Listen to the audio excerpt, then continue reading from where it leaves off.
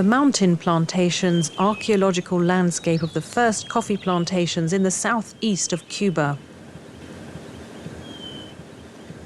At the beginning of the 19th century, much of the primeval forest of the Sierra Maestra mountain range in southern Cuba was cleared to create large-scale coffee plantations.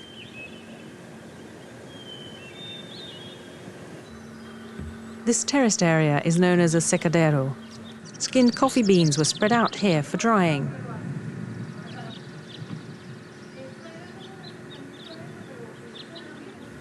In front of the secadero is the plantation owner's house. The owner of this plantation was French, and his house was built in French style. In order to make the house suitable for the tropical climate, it was made of wood and built on top of a stone base. This is where coffee beans were stored.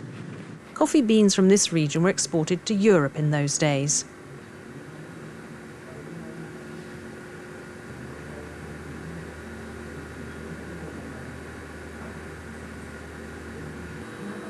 This is where farm tools were stored. Many picks and spades were kept here. They were used by slaves brought to Sierra Maestra to clear the forest and cultivate coffee trees.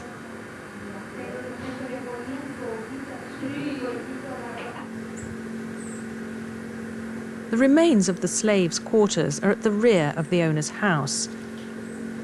It's quite rare for this sort of structure to be built in stone.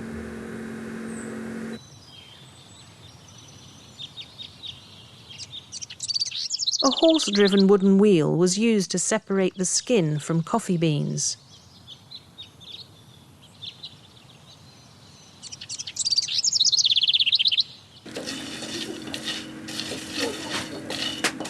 In the second half of the 19th century, new coffee production techniques were developed in Brazil and Colombia, and the old-style plantations were no longer able to compete.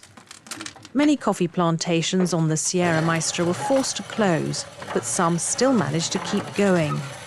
The farmers used the original varieties of coffee bean and traditional processing methods. Although only a small amount of coffee is still grown by family-run farms today, the remnants of the large plantations describe an important stage in the history of coffee growing.